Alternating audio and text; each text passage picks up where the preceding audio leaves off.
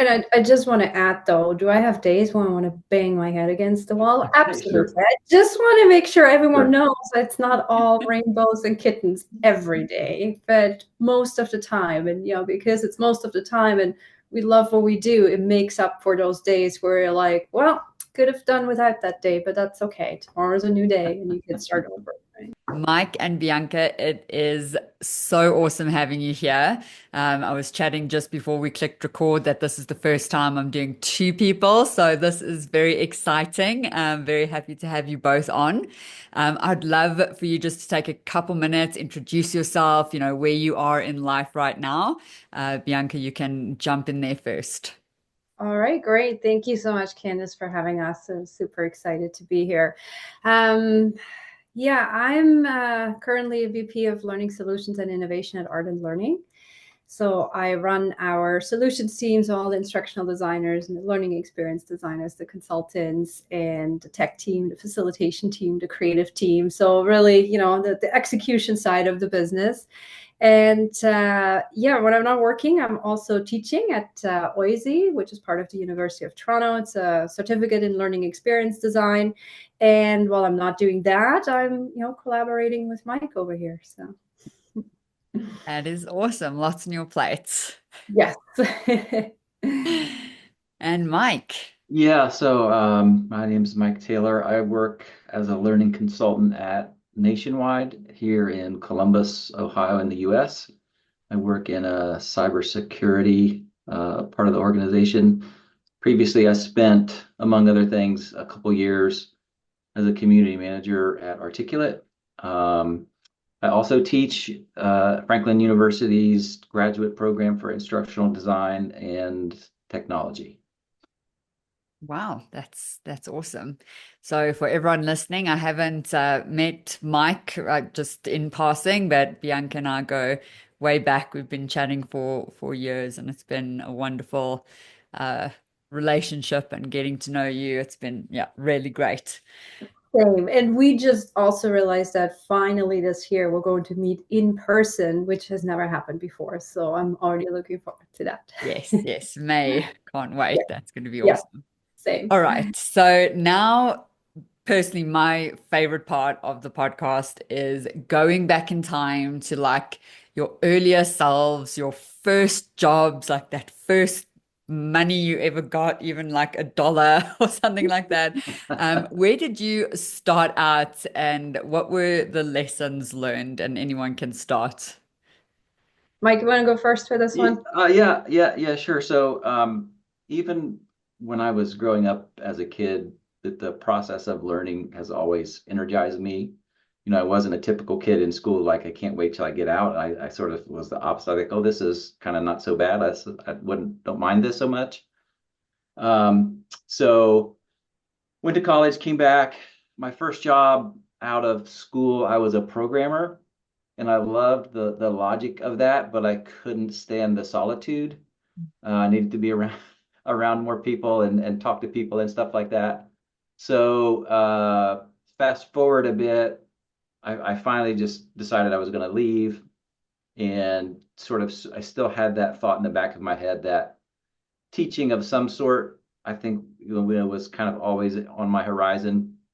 So I quit, took a cut and pay by like half, took a teaching job. I was teaching adult education business classes.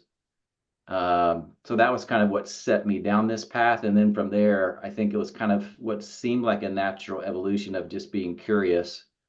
So after that, I started doing software training. And then after delivering software training, doing facilitation, I got curious. I'm like, well, what about, building and designing these training courses? And then just kind of followed that path. And then it was like, well, what about this online stuff? And then about that time, I went back to graduate school for my second master's in educational technology through San Diego State, which was all online. And then from there, it's just kind of been following that progression of, how can we do this better? What other ways are out there? And, you most of my career path has just been sort of following that thread of curiosity. Hmm. So programmer, all in to this. It's so fascinating where people start. I never got that. I like started in L&D and that's all I've done. So to me, it's always fascinating, like where everyone comes from. So did you study programming? That was you said you I got two masters. So did you do programming as your first degree? so I had a information systems minor, and I had a business degree, and then my first master's was a MBA, so Master's of Business Yeah. Administration. Okay. And I think I did all of that just because I didn't really know for sure what I wanted to do, but business was a very broad category with a lot of options. Hmm. And I'm always fascinated because outside of you two that I'm talking to today, I think most everybody else in the world has made some sort of left-hand turn to get into L&D. So you may be amongst the two only people I know who have this straight and direct path. So, you know, that's probably the exception rather than the rule. Yes, yes, I would definitely say that. I have not met many people who started off like, yeah, I made the decision while I was studying and yeah, haven't looked back, but so always fascinating. So, and then I just want to keep on the, your very first experiences in the working world. So that was your first professional job. Did you do any other, I don't know, lack of better term, non-professional jobs like while you were When I was in studying, college, while you were in high school? well, when I was growing up, my dad owned a grocery store, so I worked, summers and weekends and stuff around sports, which was a lot in high school. So I worked at the grocery store. My whole family, my friends, everybody worked there. And then in college, I did a little bit for a little bit of extra money. I refereed basketball games. Oh. So that was my college work experience, which wasn't much, but it was fun. And then yeah, then pick up the story from where we were before for the Hmm. rest. Okay. Yeah, that is fun. I'm sure refereeing. So did you play basketball and then you refereed? Well, yeah, that was my true major because I played 2 hours every day, 7 days a week. So that's the one thing I did most in college above studying and all else. Nice, nice. I would say that's a good use of time. That's very fun. Okay, Bianca, let's move to you. Go all the way back in time. Yeah, as Mike was already alluding here. I'm not an accidental L&D professional, just like yourself, Candace. I decided to do this. I went to university. I studied business education, a degree back from Germany. It's a mix of an MBA and a master's in adult education. And similar to Mike, though, I mean, obviously, I knew I always wanted to be in this area. So one of my very first jobs was actually I was playing in a band at the time, and like a marching band, and I played the flute, but I was teaching kids how to play the recorder. So that was one of the first jobs I actually had, which already had that element of teaching in it, obviously, right? And then from there, throughout my university time, I was actually working at the Y. So in Germany, the Y is spelled slightly differently, somewhat similar but different. Um, but you can actually, there's a lot of adult education courses that are happening, and there was an organization that had hired the Y to teach their people business English. So I actually went into the organization. It was a factory environment, but those people were in like leadership roles, and they had to write business letters and things like that.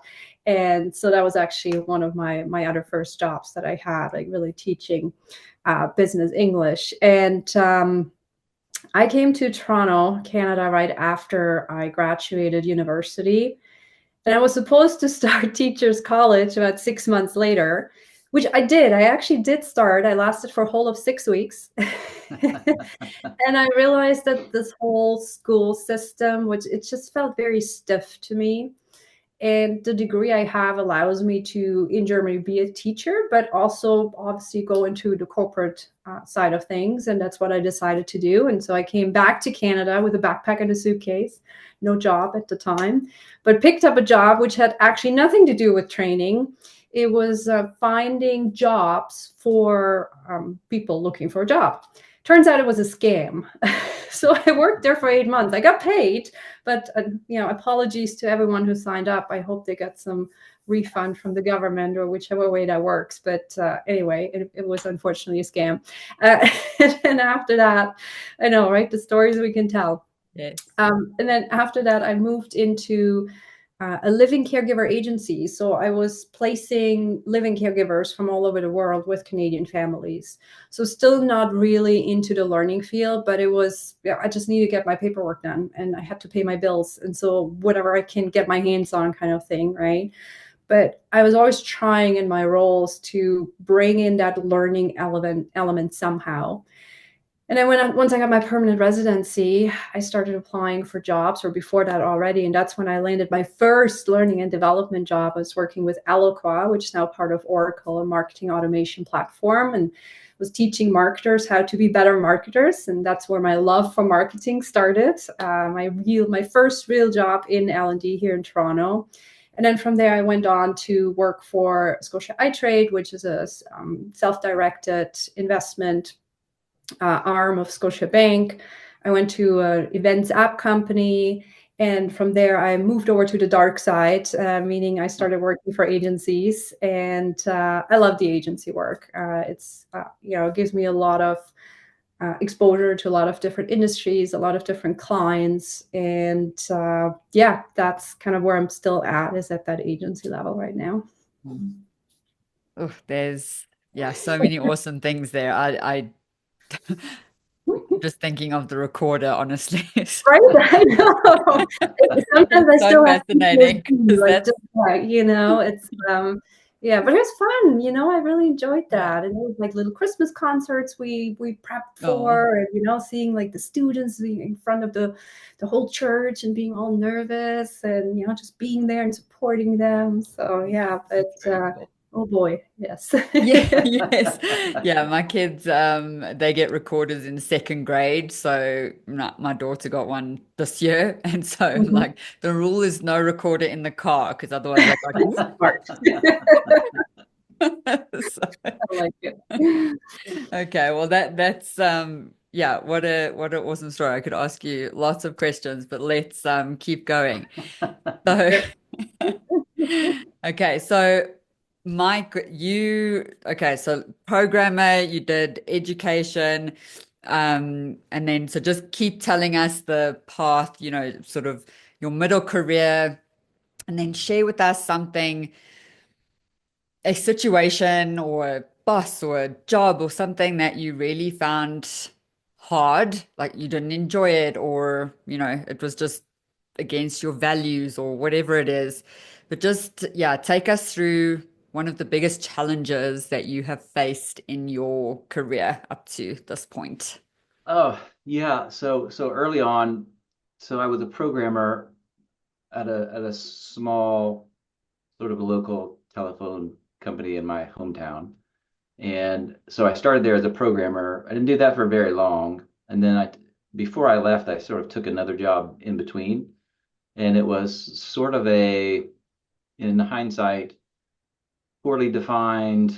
It was like one of these just amoeba, like sort of, oh, you're going to do this like consultant type job, but it's not very well defined. And you don't really have any direction, and you don't really have any feedback about if you're doing a good job or a bad job. And so it was just not a you could ask a million questions, but just nobody had answers. And I still remember being right before I left, being on vacation and just dreading going back to work on Monday and having that revelation of like, well, this is not the way you want to spend your life, and certainly not, any more time. And so, fortunately, I was still young enough, and I didn't have a mortgage and bills and stuff like that. So I had the flexibility, and that's when I left to take the teaching job. I actually left without having anything, and then the teaching job was in the newspaper that week. So it was sort of like a lucky um, sequence of events. So I think that's something that's stuck with me of just being just miserable, and trying to do something about it and not get stuck in a situation like that. Yeah. And what was it about the job, or I don't know, the people, the culture that made it, not the place for you? Yeah, I think just the uncertainty and the I think there was two factors too. So the uncertainty, not feeling super confident that I knew what I was doing. So maybe some degree of imposter syndrome, maybe sort of trying to sneak in a little bit. Like I said, I was young. I think I was still probably 25 or 26, maybe. And I'm living in this small town and there's nothing to do. So that was another element. And, ultimately it's how I kind of ultimately ended up moving to Columbus. So I think there was probably some internal factors and some external factors and multiple things happening at once, probably maybe at some sort of subconscious level that sort of tipped me over to say, just like, okay, I don't want to spend my time like this and I got to get out of here. Mm. Yeah, and I suppose a tricky question or a tricky thing to know, but maybe in hindsight, like how did you know that it wasn't the place for you versus like maybe, you said imposter syndrome and a lot of people speak about that and feel that. So it's like, how did you know that it wasn't for you rather than, oh, you just need to keep going and keep learning and maybe it'll get better? What was like the tipping point or that really made you Yeah, realize that there's yeah. something better?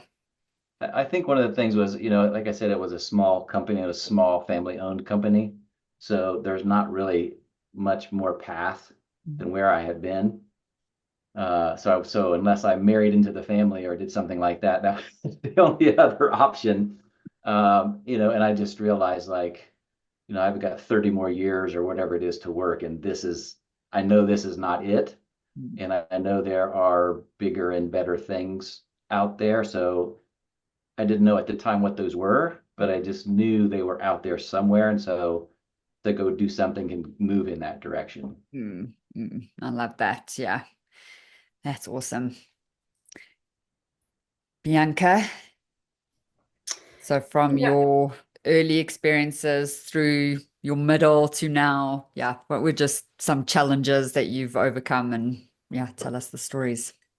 Yeah, go back to that scam job I was talking about. I was like, I mean, couple of reasons here. One, I started this new life over here and all I wanted was to be in learning and development and I just couldn't get in. And when I say I couldn't get in, looking back, I don't know if I really tried hard enough because it's also this whole, okay, I need money. So I need to take whatever job I can get right now, right? Yeah, there was no mortgage yet and no real bills, but you still have your rent to pay and, food to put on the table. And also, there was just this part of me that I had to prove to people back home, which is silly, but at the time, that's what I felt like that, hey, I made this crazy decision to give up my life in Germany. So now I have to prove to the world that I can make this on my own, right? And so that definitely played into it. And then being in the job, like I honestly did not know for about 2 or 3 months that this was a scam, right? Like it all seemed very legit. And then all of a sudden, you see things and you hear things, and you're like, this is weird. And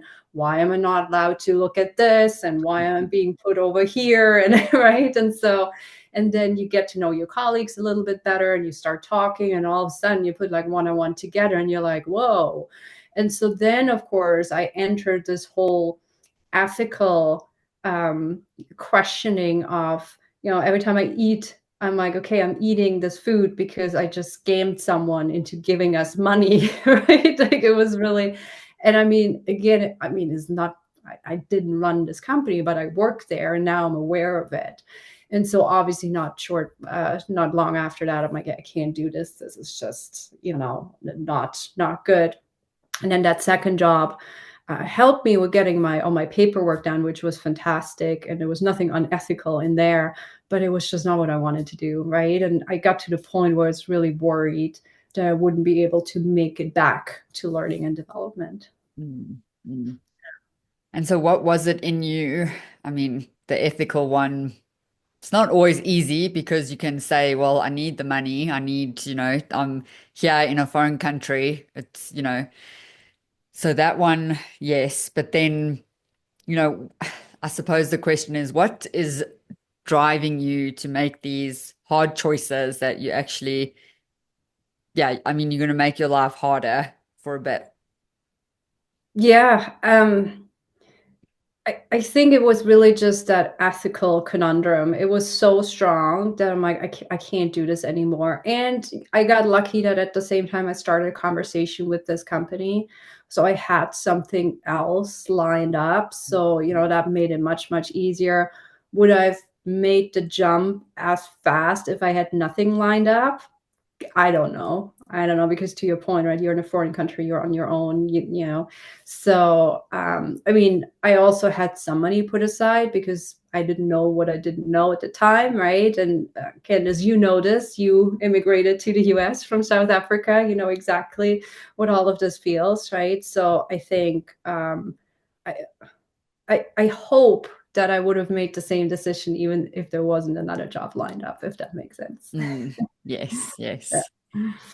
Yeah, yeah, it's a tough one. And yes, being in a Mhm. different place is hard. I always say it's the hardest and best thing I've ever done. But Yeah, yeah, definitely right? both Exactly. I of those mean, things. yeah, yeah, absolutely. You grow so much through the experience, but holy is it scary. Yes, absolutely. All right. So now tell me how you two started working together. How did you meet? All of that side. Yeah, so Bianca will keep me straight if I misspeak here, but we were both in a online conference with the Learning Guild, I think 2017, and they have the little mini online conferences, and they had one for marketing and L&D, and so both of us were speakers. I remember watching Bianca's session, sort of thinking, "Oh, she's really sharp and knows what she's talking about," and this like I need to learn more about this. And then we were on a panel. We were on a panel together at the end, so they wrapped up the conference with the panel. We were both on the panel.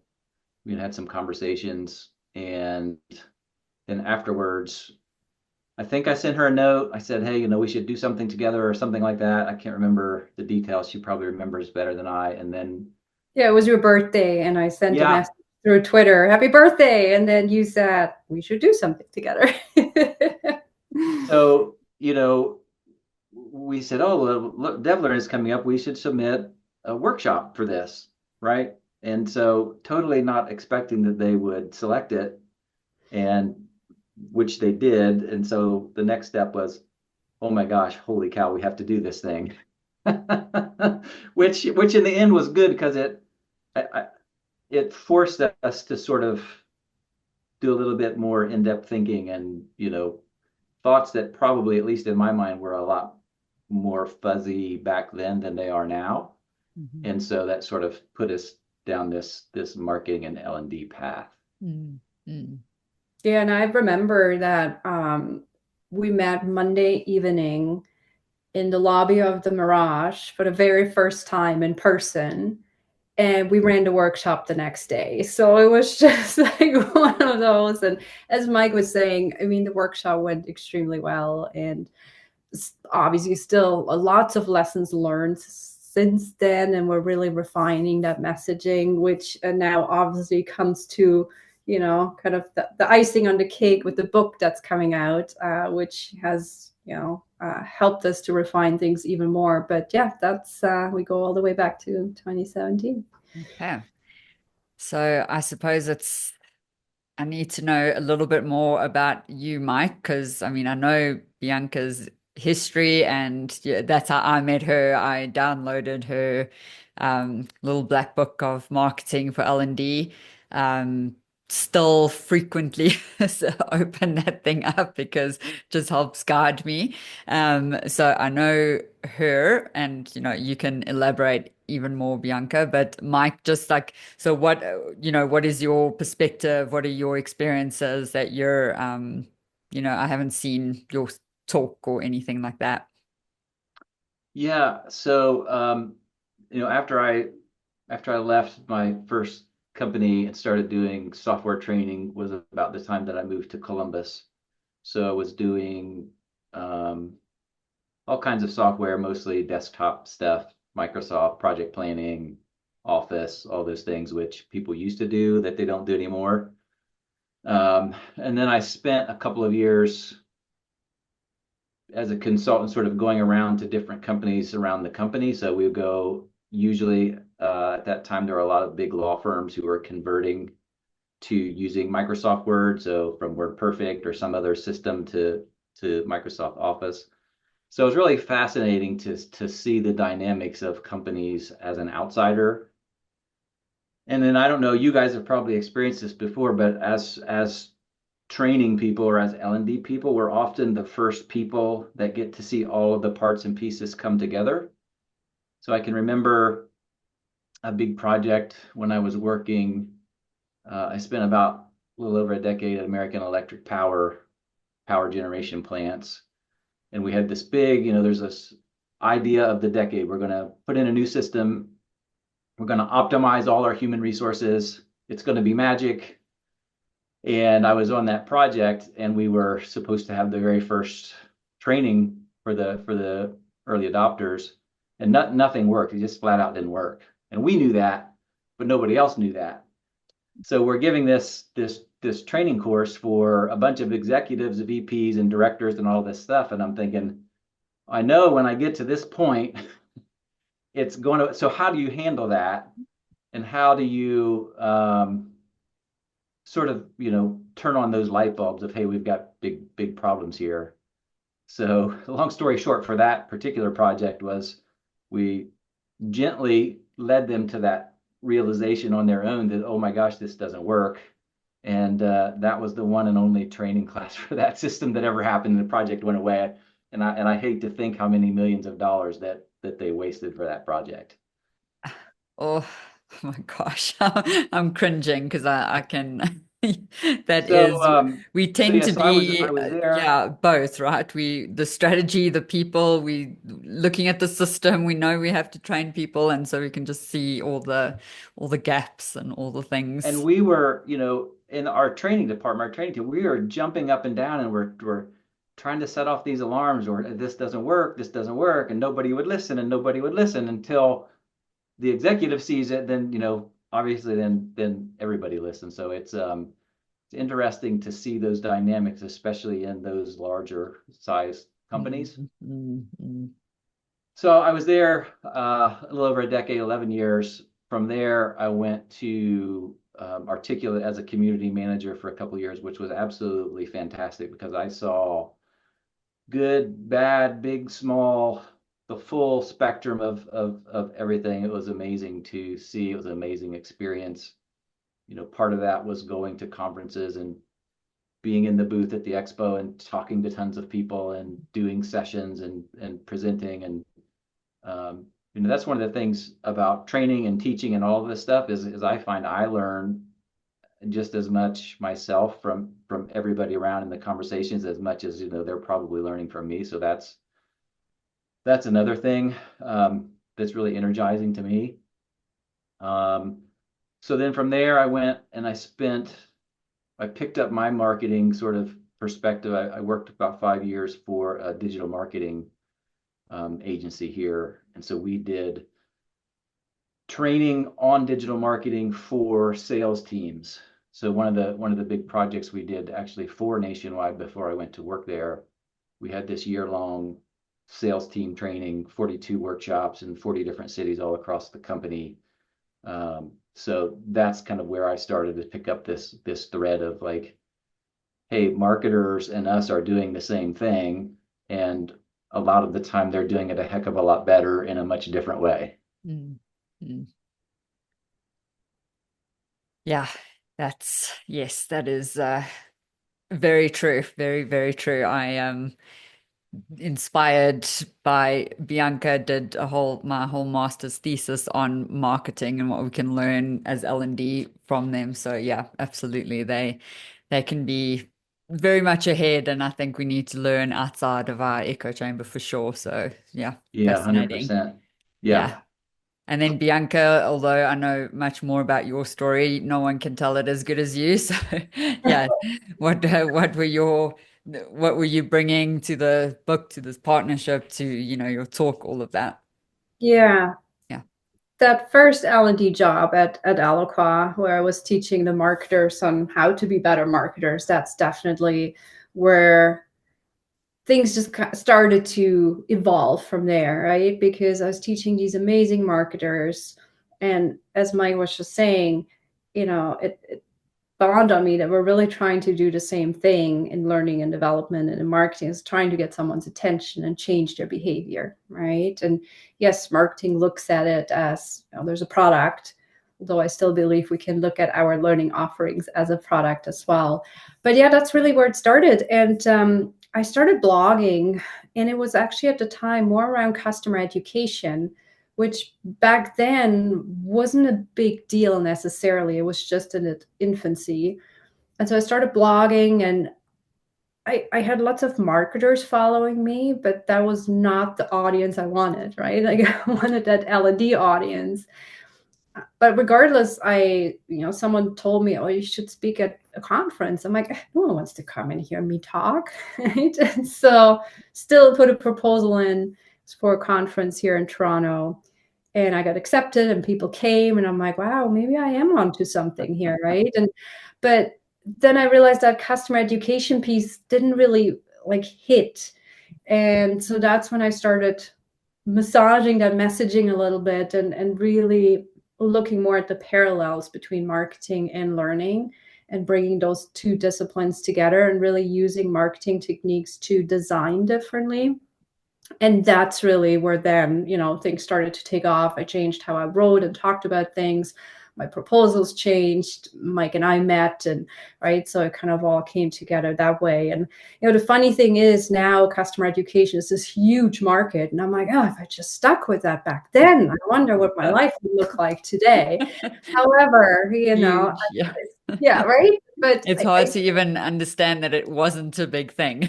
right? Yeah. I Just mean, it was so so clear everywhere. to Yeah. me back then already. So, Yeah. however, for me, they're still very closely related. And Mhm. so, even at work, when we get proposal work and whatnot, that is closely related to customer education. It's just something that's second nature, right? Because they're so closely connected. But yeah, that's really, the part that I bring. And I think in general, Mike is definitely the creative person in this relationship, right? He's definitely he loves writing things much nicer than I can and making them look good. And I'm more on the strategic side, to kind of like the bigger picture and put everything into place. And then Mike is like the tactics guy, right? And I think that's why it just works so well together, because yeah, we just complement one another so well. Yeah. Oh, that's a wonderful partnership. I've had that once in my working career, and it's still one of my best working relationships I've had. So yeah, that's great to hear. Okay, so switching gears a little bit, I want your perspectives, your point of view on a few career related things, like how you build a career to actually get to where you want to be, to actually love it, because I think um, the latest stat is 15% of people love what they do, and I think that is way too little. It's awful. So that's my mission. So your perspective, experience, what has it taught you? And Mark, we'll start with you. What has it taught you about, like, what do we, no, let me rephrase. What are we not saying enough? What should we be telling people more about as they're building their careers, as they're entering their careers? What should we be speaking about? Well, I think one of the things that I discovered probably mostly accidentally was, and Bianca's referred to this a little bit too, is the fact of just sharing what you're doing and sharing what you're learning. When I was first starting out, I thought, I would read or see talks, or I would see all these amazing experts, and I would think, oh gosh, I'm not an expert. Nobody wants to see anything that I have to share, and that's really couldn't be farther from the truth. And I think I also started blogging probably 2007-ish, so a long time ago.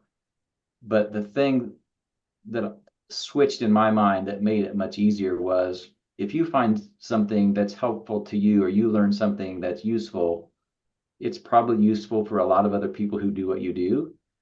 And so if you flip that from being, more of a I'm bragging about myself or boasting and change that to, hey, this will help somebody, it makes it much easier to do. And, there's I read this once upon a time, and I can't remember the exact quote, but it's something like, as long as you're learning, you always have something to share. And to me, you should always be learning no matter what your job. That's like part of being a professional is keeping up with what's the latest, what's the things that are happening, what do I need to know, what's coming. And it just absolutely drives me crazy when I'm at L&D events and I'll ask somebody about, for example, AI. Hey, have you tried this? Oh, I don't have time to do that. Learning is literally your job, no matter what job you have. And so for an L&D person to say that, it drives me nuts. And so I have had, like I said, it was kind of an accidental thing, but sharing things to help others is probably the single biggest boost that you can get in your career. And speaking is part of that. Um, and same concept, right? If you have something, a project, people love to hear what happened, good or bad, and just sharing that in a way to help people is an enormous boost to achieve whatever you're trying to do. That. Bianca, what would you say we need to speak more about? Yeah, it might sound very obvious, but building your network. And I know everyone is like, yeah, sure, I need to build my network, but it's quality, right? It's not, ooh, look at me. I have 10,000 followers on LinkedIn. Well, good for you. But what do you do with those connections, right? Also now in the world of AI, right? I heard you can have like bots that help you, increase those follower numbers, but that's a different conversation. So it's real connection. It's real networking. And I think Mike and my story is like a perfect example of what can happen if you really truly lean into your network, right? And it probably that is an example of something that doesn't happen too often. I don't know, but I mean, there is new businesses out there all the time, right? Because people find each other. But yeah, it's not enough to just collect followers on LinkedIn or whatever social media platform you're on. How can you add value to your network? And so it kind of builds on what Mike was saying, like that sharing piece, right? But yeah, spend some time. Like I spend time every day. Sometimes it's 5 minutes, sometimes it's half an hour to just be on LinkedIn, right? And comment on someone's post, or share a post myself, a thought. And again, kind of builds on what Mike was saying. Sharing doesn't have to mean a long form piece of content. It can just be, hey, here's a thought and it just popped into my head. I'm going to put this out there and see what people have to say, right? So yeah, build your network, leverage that network, but don't just ask. You gotta give as well, right? It goes both ways. Mm-hmm. But I will add to that, if you are sharing and helping, the times you do need to ask, I think our field is amazing of people will give you amazing amounts of help and they'll give you their source files and they'll do this and they'll do that.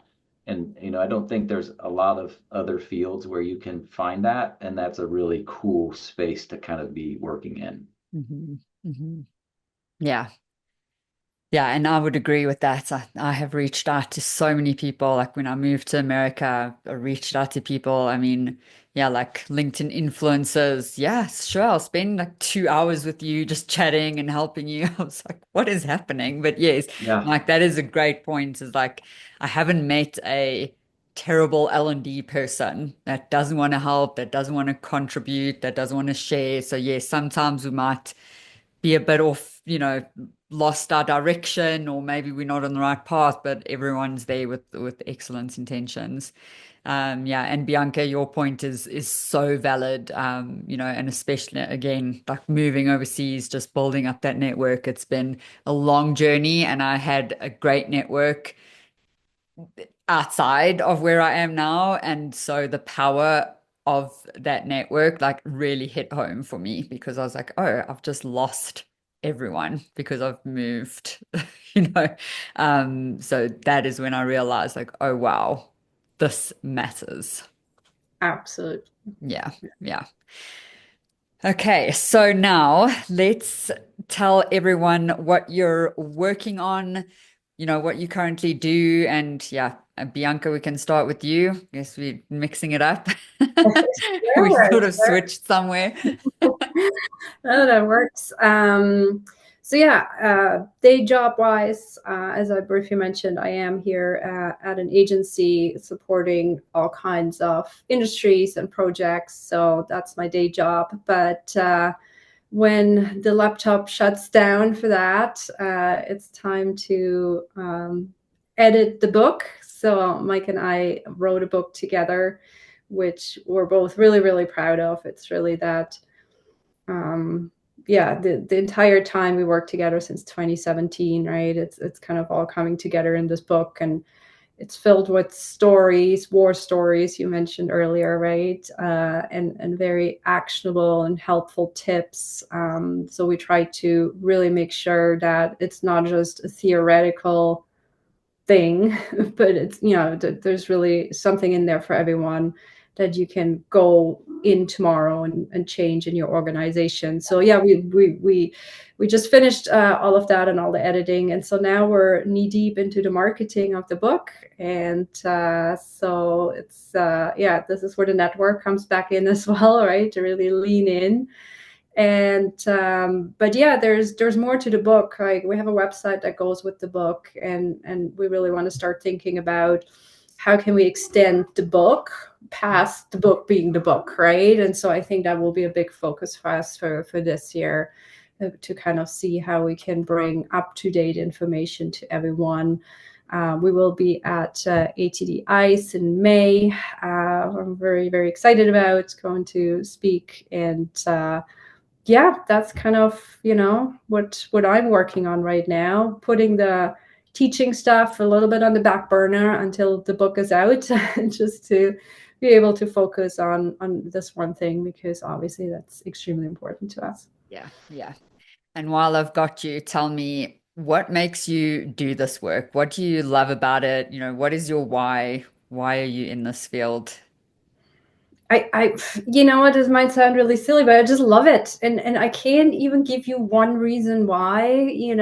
It's just, there's something about making a difference in people's lives, right? Even if it's an onboarding program for a call center, or if it's, selling vehicles at a dealership, or if it's, creating capabilities and skills maps. I mean, each project that I'm working on has its own challenges and areas of, where I get excited about. And yeah, it's really just, I mean, there's a reason I've been doing this all my professional life. I just knew, and it's just my passion. And that's why I do it, because I'm passionate about it. Yeah, yeah, can relate. Okay, Mike, tell us what you're working on. Yeah, so everything Bianca said about the book, I throw about, a million crazy ideas, and she's like, okay, we can't do all of that. Let's do this piece, and says, let's go this direction. And she sort of reins me in, and I appreciate that. And grateful that I haven't driven her completely mad yet in the process. But I'm at, like I mentioned earlier, I'm at Nationwide. I'm in a cybersecurity group. We have a small team of 4. We are not in an L&D group, or not in an H&R group. We're just with sort of the operations piece, which is a really nice sweet spot of being a small team with large company resources. So it's really, knock on wood, a really fantastic place to sit. And I'm also very much like Bianca. I love doing this kind of work. I have days where I think to myself, this is, you're helping people, which is obviously good. But like this is actually fun, and I might do this even if they weren't paying me, but let's just not tell anybody that part about the not paying me. And so yeah, that combination of just enjoying your work, which to me is it's invaluable. I mean, I don't know that I would take another job that paid multiple times what I'm paid if you didn't enjoy it. So it's just worth an awful lot, I think, if you enjoy what you do. Mm. And I just want to add, though, do I have days when I want to bang my head against the wall? Absolutely. Sure, I just want to make sure everyone sure. knows it's not all rainbows and kittens every day, but most of the time. And, because it's most of the time and we love what we do, it makes up for those days where you're like, well, could have done without that day, but that's okay. Tomorrow's a new day and you can start over. Right? Yes. Oh, that is so true. So true. And I always say I've had ugly cry days, but most of the days is like huge smile days, so Yeah. it's fine. Okay, so now we'll wrap up with the best question. Bianca, we'll start with you. If you could go all the way back in time to your younger self, what would you thank yourself for doing now that set you up for where you are today? Being brave enough to pack my bags and come to Toronto, and just Mike mentioned curiosity earlier, just being curious and asking the right questions and meeting the right people. Mike? Yeah, and mine would be very similar. Again, I would be back to, leaving a role that was stressful and, had you dreading to go to work every day, and being curious enough to leave that. And even though you didn't have the answer, but just sort of trusting that moving in that direction, you'll sort of figure it out. Um, and I think Bianca is very much a planner. I'm less of a planner, but it's I think at least having some faith in yourself and karma or whatever you want to call it, that um, just doing something and going in the right general direction, then you sort of figure out the details as you go along. Mm. Yeah. Yeah, the theme that I'm picking up is that you followed your heart, like both of you knew that this it was calling you in some way, and so you followed your heart, like that gut instinct kicked in, and yeah, so that's the theme I'm picking up from this conversation. Absolutely. Yeah, well, thank you both so much. We will absolutely add links in the description of where people can find you and all of that good stuff. But do you have a drop date, a release date for your book that you just want to shout from the rooftops? Because this community will, like, I can speak for myself, I cannot wait. So, So you can already pre-order it on Amazon, actually. So the link is live and ready to go, but the actual launch date will be May 27th. okay, okay, awesome. Yes, we need to get that link out to everybody. Yes, please. That's fantastic. Okay, May 20th. No, what? 27th. 27. Seven. Okay, okay, great. All right, we will absolutely like shout from the rooftops on that day. The week before, the week after, months after, years after. Hopefully, yes. Yes, let's hope this book lives because it is so, so valuable. Thank you both so much for your time, and it was absolutely awesome chatting with you. Awesome. Thank Thank you, you, Kenneth, Candace. for your thoughtful questions. Really appreciate it.